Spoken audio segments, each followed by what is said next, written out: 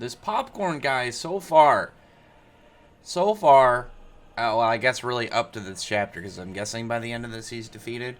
He was cool up until the point, I guess, of being defeated. So I was hoping he would have more longevity within the series, I'd say, but it doesn't look like that's the case, which is rough. Maybe he'd be one of those characters that returns, because I like his general design.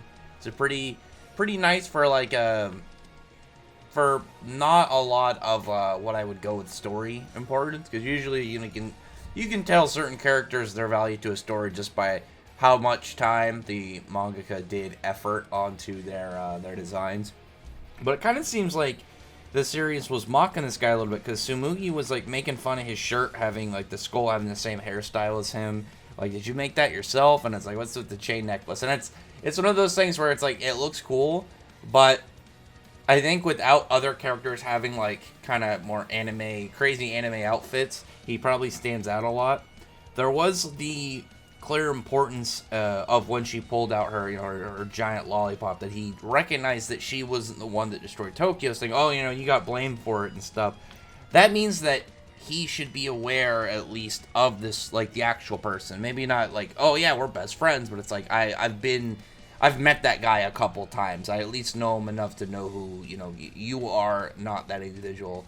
Maybe like the bad guys have some form of kind of like rogues gallery kind of set up, like their own villainous organization, their own bad guy. What is it, like the Legion of Doom? He could be their leader. Who knows? Maybe he's sending them out doing stuff. But the chapter, like, it had a good mix of serious and funny. Like, it's very clear with like some of the attacks the popcorn dude is doing that it's still a serious situation. Like, Sumugi is in danger. This isn't like some nobody that she's just kind of clowning with. But at the same time, you got to have some fun parts. Like, he's pitching the kernels like it's baseball, and she's hitting them back, just like a bat. I actually think it'd make more sense to be more like tennis, considering the lollipop is more in the shape of a tennis racket. But, whatever. While she's doing it, there was a point when she extends her, like, the stick. This is the picture I decided to use with this week. But it actually makes a lot of sense that she could do this, because it was kind of weird in the chapter when she's like, the stick is also part of it, and he's like, that's debatable. This is like kind of like a last moment kind of gag part with him. But I don't think I would really say it's debatable, because it's not like she has to have a stick and then she conjures the lollipop around, whatever she's using. She conjures the stick too. So creation of the stick is part of her power. So she should be just fine manipulating it. And this was a really weird point to kind of like start out with in the early series. Granted, I don't know how long Candy Flurry will last. We don't know if it's going to make the axe or what. I'm hoping it does, because I do like it so far. But say it survives, this would be the first real kind of extension of her powers. The first time we see her lollipop conjuring utilized in a different way, whether it's through growth or like different techniques and stuff she's used with them. But this is still at least something.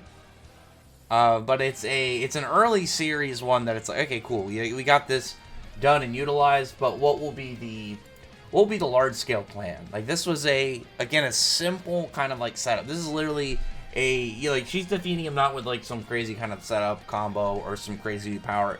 This is literally a very powerful, like, jab. Like, this would be like Goku doing the power pull, like, into, some early opponent's stomach. It's that extension, and then the blunt force hitting is taking this guy out.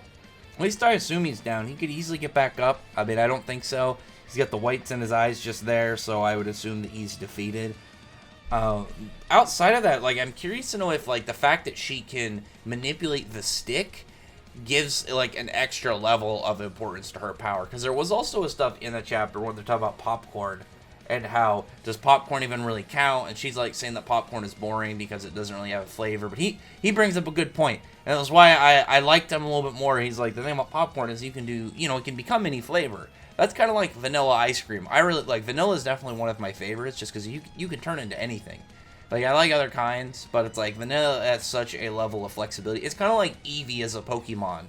Like, you can have all your favorites, but it's like you put an Eevee on the team, even if you have one that you already want to turn it into, you have so many options of what you could, make this singular Pokemon become.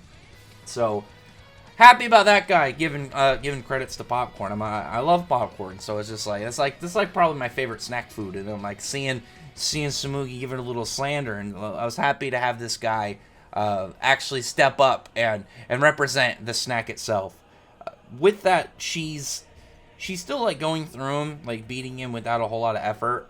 If he ends up sticking around, he would have to be a character, one that either gets up next chapter and this was just like the first display of his power, or he's not going to be that powerful unless he's oh yeah, I'm a bad guy that's now going to become a good guy kind of thing. Really, like a really early one, not like a big crazy kind of powerful one that it's like, oh wow, this extremely powerful ally we now have.